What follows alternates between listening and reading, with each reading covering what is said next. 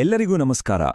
ಭಗವದ್ಗೀತೆಯ 4ನೇ ಅಧ್ಯಾಯ ಅಂದ್ರೆ ಜ್ಞಾನ ಕರ್ಮ ಸನ್ಯಾಸ ಯೋಗದ ಆಳವಾದ ಬೋಧನೆಗಳನ್ನ ಅರಿಯೋ ನಮ್ಮ ಈ ಪಯಣವನ್ನ ಮುಂದುವರಿಸೋಣ ಬನ್ನಿ.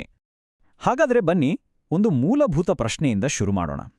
ನಾವು ಪ್ರತಿದಿನ ಮಾಡೋ ಕೆಲಸಗಳು, ನಮ್ಮ ಜವಾಬ್ದಾರಿಗಳು, ಇವೆಲ್ಲ ನಮ್ಮನ್ನ ಬಂಧಿಸೋ ಬದಲು ನಮ್ಗ ಮುಕ್ತಿಯ ಮಾರ್ಗ ಹೇಗಾಗತ್ತೆ? ಇದೊಂದು ದೊಡ್ಡ ಪ್ರಶ್ನೆ ಅಲ್ವಾ? ಇದರ ರಹಸ್ಯವನ್ನ ಗೀತೆ ಹೇಗೆ ಬಿಚ್ಚಿಡುತ್ತೆ ಅಂತ ನೋಡೋಣ.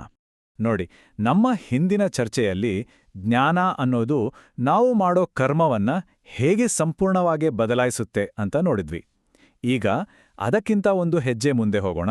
ಅದರ ಆಳಕ್ಕೆ ಇಳಿದು ಕೃಷ್ಣನ ಬೋಧನೆಗಳ ತಿರುಳನ್ನ ಅರ್ಥ ಮಾಡ್ಕೊಳ್ಳೋ ಪ್ರಯತ್ನ ಮಾಡೋಣ. ಮೊದಲನೇದಾಗಿ ಶ್ರೀಕೃಷ್ಣ ಯಜ್ಞ ಅನ್ನೋ ಪದಕ್ಕೆ ಒಂದು ಸಂಪೂರ್ಣ ಹೊಸ ಅರ್ಥವನ್ನೇ ಕೊಡ್ತಾನೆ. ನಾವು ಯಜ್ಞ ಅಂದ ತಕ್ಷಣ ಅಗ್ನಿಕುಂಡ, ಹೋಮ ಅಂತ ಅನ್ಕೋತೀವಿ. ಅದೇ ಕೃಷ್ಣ ಹೇಳೋದು ಅದಕ್ಕಿಂತ ಎಷ್ಟೋ ಮಿಗಿಲಾದದ್ದು. ಗೀತೆಯ ಪ್ರಕಾರ ಯಜ್ಞ ಅಂದ್ರೆ ಕೇವಲ ಒಂದು ರಿಚುವಲ್ ಅಲ್ಲ. ನಿಸ್ವಾರ್ಥ ಭಾವನೆಯಿಂದ, ಸಮರ್ಪಣಾ ಮನೋಭಾವನೆಯಿಂದ ಮಾಡೋ ಯಾವುದೇ ಕೆಲಸ, ಹೌದು, ಯಾವುದೇ ಕೆಲಸ ಯಜ್ಞ ಆಗತ್ತೆ. ಅಂದ್ರೆ ನಮ್ಮ ದಿನನಿತ್ಯದ ಕರ್ತವ್ಯಗಳೇ ಒಂದು ಪವಿತ್ರವಾದ ಕಾರ್ಯವಾಗಿ ಬದಲಾಗತ್ತೆ. ಕೃಷ್ಣ ಇಲ್ಲಿ ಹಲವಾರು ರೀತಿಯ ಯಜ್ಞಗಳ ಬಗ್ಗೆ ಮಾತಾಡ್ತಾನೆ. ದ್ರವ್ಯ ಯಜ್ಞ ಅಂದ್ರೆ ನಮ್ಮಲ್ಲಿರೋದನ್ನ ದಾನ ಮಾಡೋದು, ತಪೋಯಜ್ಞ ಅಂದ್ರೆ ಶಿಸ್ತು ಸಂಯಮವನ್ನ ಪಾಲಿಸೋದು, ಸ್ವಾಧ್ಯಾಯ ಯಜ್ಞ ಅಂದ್ರೆ ಜ್ಞಾನಗ್ರಂಥಗಳನ್ನ ಓದೋದು. ಹೀಗೆ ನಮ್ಮ ಜೀವನದ ಪ್ರತಿಯೊಂದು ಆಯಾಮವನ್ನು ನಾವು ಭಗವಂತನಿಗೆ ಅರ್ಪಿಸುವ ಯಜ್ಞವಾದಿ ಪರಿವರ್ತಿಸಬಹುದು ಅಂತ ತೋರಿಸ್ತಾನೆ. ಆದ್ರೆ ಇಷ್ಟೆಲ್ಲ ಯಜ್ಞಗಳನ್ನ ಹೇಳಿದ್ಮೇಲೆ ಕೃಷ್ಣ ಒಂದು ಮಾತನ್ನ ಸ್ಪಷ್ಟವಾಗಿ ಹೇಳ್ತಾನೆ. ಈ ಎಲ್ಲ ಯಜ್ಞಗಳಿಗಿಂತಲೂ ಜ್ಞಾನ ಯಜ್ಞವೇ ಎಲ್ಲಕ್ಕಿಂತ ಶ್ರೇಷ್ಠ ಅಂತ. ಅಂದ್ರೆ ಭೌತಿಕ ವಸ್ತುಗಳನ್ನ ತ್ಯಾಗ ಮಾಡೋದಕ್ಕಿಂತ ಜ್ಞಾನವನ್ನ ಸಂಪಾದಿಸಿ ಅದನ್ನ ಹಂಚೋದು ಅತ್ಯಂತ ಶ್ರೇಷ್ಠವಾದ ಯಜ್ಞ. ಯಾಕಿರ್ಬೋದು? ಈ ಪ್ರಶ್ನೆಗೆ ಉತ್ತರವೇ ಈ ಅಧ್ಯಾಯದ ಹೃದಯ, ಅದರ ತಿರುಳು. ಅದೇ ನಿಜವಾದ ಜ್ಞಾನಕ್ಕಿರೋ ನಮ್ಮನ್ನ ಪೂರ್ತಿಯಾಗಿ ಶುದ್ಧೀಕರಿಸೋ ಆ ಅದ್ಭುತ ಶಕ್ತಿ. ಕೃಷ್ಣ ಇಲ್ಲಿ ಒಂದು ಅದ್ಭುತವಾದ, ತುಂಬಾನೇ ಶಕ್ತಿಯುತವಾದ ರೂಪಕವನ್ನ ಬಳಸ್ತಾನೆ. ಅರ್ಜುನ ಹೇಗೆ ಧಗಧಗ ಅಂತ ಉರಿಯೋ ಬೆಂಕಿ ಕಟ್ಟಿಗೆಯನ್ನ ಸುಟ್ಟು ಬೂದಿ ಮಾಡುತ್ತೋ, ಹಾಗೆ ಜ್ಞಾನ ಅನ್ನೋ ಬೆಂಕಿ ನಮ್ಮ ಎಲ್ಲ ಕರ್ಮಗಳನ್ನ, ಅದರ ಫಲಗಳನ್ನ ಸಂಪೂರ್ಣವಾಗಿ ಸುಟ್ಟು ಬೂದಿ ಮಾಡಿಬಿಡುತ್ತೆ ಅಂತ ಹೇಳ್ತಾನೆ. ಇಲ್ಲಿ ನಾವು ಒಂದು ವಿಷಯವನ್ನ ಸ್ಪಷ್ಟವಾಗಿ ಅರ್ಥ ಮಾಡ್ಕೋಬೇಕು. ಕೃಷ್ಣ ಮಾತಾಡ್ತಿರೋದು ಬರೀ ಇನ್ಫಾರ್ಮೇಷನ್ ಅಥವಾ ಮಾಹಿತಿಯ ಬಗ್ಗೆ ಅಲ್ಲ. ಇವೆರಡಕ್ಕೂ ದೊಡ್ಡ ವ್ಯತ್ಯಾಸವಿದೆ. ಮಾಹಿತಿ ಅನ್ನೋದು ನಾವು ಪುಸ್ತಕಗಳಿಂದ, ಇಂಟರ್ನೆಟ್ನಿಂದ ಕಲಿಯೋದು. ಆದರೆ ಜ್ಞಾನ ಅನ್ನೋದು ಅನುಭವದಿಂದ ಬರುವ ಅರಿವು. ಅದು ನಮ್ಮನ್ನ ಒಳಗಿನಿಂದಲೇ ಪರಿವರ್ತನೆ ಮಾಡತ್ತೆ. ಮಾಹಿತಿ ನಮ್ಗೆ ಏನು ಅಂತ ಹೇಳಿದ್ರೆ, ಜ್ಞಾನ ನಮ್ಗೆ ಏಕೆ ಮತ್ತು ಹೇಗೆ ಅಂತ ತೋರಿಸ್ಕೊಡುತ್ತೆ. ಸರಿ, ಜ್ಞಾನ ಇಷ್ಟೊಂದು ಮುಖ್ಯ, ಅದು ಕರ್ಮವನ್ನೇ ಸುಡುತ್ತೆ ಅಂತ ಗೊತ್ತಾಯ್ತು. ಹಾಗಾದ್ರೆ ಮುಂದಿನ ಸಹಜವಾದ ಪ್ರಶ್ನೆ ಏನೋ? ಈ ಜ್ಞಾನವನ್ನ ಪಡೆಯೋದು ಹೇಗೆ? ಎಲ್ಲಿಂದ ಸಿಗುತ್ತೆ ಈ ಜ್ಞಾನ? ಈ ಪ್ರಶ್ನೆಗೆ ಶ್ರೀಕೃಷ್ಣ ತುಂಬಾನೇ ಸ್ಪಷ್ಟವಾದ ಒಂದು ಮಾರ್ಗವನ್ನೇ ತೋರಿಸ್ತಾನೆ. ಯಾರು ನಿಜವಾಗಿಯೂ ಪ್ರಾಮಾಣಿಕವಾಗಿ ಜ್ಞಾನವನ್ನು ಹುಡುಕ್ತಾರೋ ಅವರಿಗೆ ದಾರಿ ಇದೆ ಅಂತ ಹೇಳ್ತಾನೆ.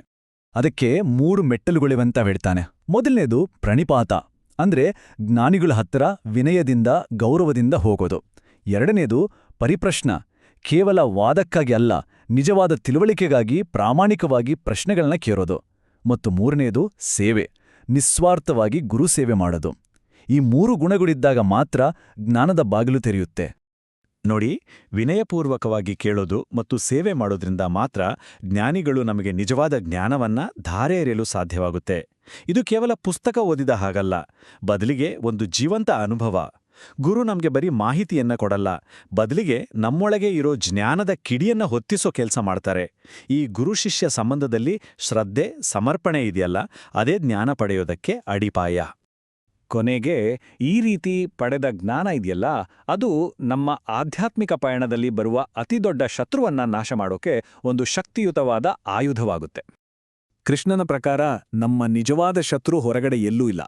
ನಮ್ಮನ್ನ ಗೊಂದಲಕ್ಕೆ ತಳ್ಳೋ, ಬಾಯ ಹುಟ್ಸೋ, ಏನೋ ಮಾಡದ ಹಾಗೆ ಕೂರ್ಸೋ ಆ ಶತ್ರು ಬೇರೆ ಯಾರೂ ಅಲ್ಲ, ನಮ್ಮ ಮನಸ್ಸಿನಲ್ಲೇ ಹುಟ್ಟುವ ಸಂಶಯ. ಹೌದು, ಅಜ್ಞಾನದಿಂದ ಹುಟ್ಟುವ ಈ ಸಂಶಯವೇ ನಮ್ಮೆಲ್ಲ ಸಮಸ್ಯೆಗಳಿಗೆ ಮೂಲ ಕಾರಣ.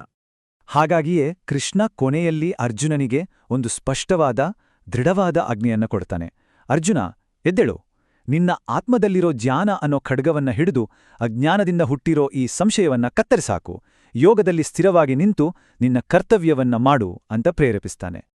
ನೋಡಿ, ಈ ಬೋಧನೆಗಳು ಸಾವಿರಾರು ವರ್ಷಗಳಷ್ಟು ಹಳೆದಾಗಿದ್ರೂ ಇವತ್ತಿಗೂ ನಮ್ಮ ಜೀವನಕ್ಕೆ ಅನ್ವಯಿಸುತ್ತವೆ. ನಮ್ಮ ಕೆಲಸವನ್ನ ಫಲದ ಬಗ್ಗೆ ಆಸೆ ಇಟ್ಕೊಳ್ಳದೆ ಪೂರ್ತಿ ಗಮನ ಕೊಟ್ಟು ಮಾಡೋದು, ಯಶಸ್ಸು ಸೋಲಿನಲ್ಲಿ ಸಮಚಿತ್ತದಿಂದ ಇರೋದು, ನಾನೇ ಮಾಡಿದ್ದು ಅನ್ನೋ ಅಹಂಕಾರವನ್ನ ಬಿಡೋದು, ಇವೆಲ್ಲ ಇವತ್ತಿನ ಜೀವನಕ್ಕೂ ಬೇಕಾದ ಪಾಠಗಳು ಅಲ್ವಾ? ಹಾಗಾದ್ರೆ ಈ ಅಧ್ಯಾಯದ ಸಾರಾಂಶ ಏನು? ನಿಜವಾದ ಯುದ್ಧ ಇರೋದು ಹೊರಗಡೆಯಲ್ಲ, ನಮ್ಮೊಳಗೆ ಇರೋ ಸಂಶಯದ ಜೊತೆ. ಮತ್ತು ಆ ಯುದ್ಧವನ್ನ ಗೆಲ್ಲೋಕೆ ನಮ್ಮ ಕೈಯಿರೋ ಅಸ್ತ್ರವೇ ಜ್ಞಾನ. ನಿಜವಾದ ಸಂನ್ಯಾಸ ಅಂದ್ರೆ ಎಲ್ಲವನ್ನೂ ಬಿಟ್ಟು ಓಡಿ ಹೋಗೋದಲ್ಲ, ಬದಲಿಗೆ ಜ್ಞಾನದೊಂದಿಗೆ ಬಂಧನಕ್ಕೊಳಗಾಗದೆ ನಮ್ಮ ಕರ್ಮವನ್ನ ಮಾಡೋದು. ನಮ್ಮ ಮುಂದಿನ ಚರ್ಚೆಯಲ್ಲಿ 5ನೆಯ ಅಧ್ಯಾಯವಾದ ಕರ್ಮ ಸನ್ಯಾಸ ಯೋಗದ ಬಗ್ಗೆ ಮಾತಾಡೋಣ. ಅಲ್ಲಿ ಕರ್ಮ ಮತ್ತು ಸನ್ಯಾಸದ ನಡುವಿನ ಸಂಬಂಧವನ್ನ ಇನ್ನಷ್ಟು ಆಳವಾಗಿ ನೋಡೋಣ. ಅಲ್ಲಿಯವರೆಗೂ ಜೈ ಶ್ರೀಕೃಷ್ಣ.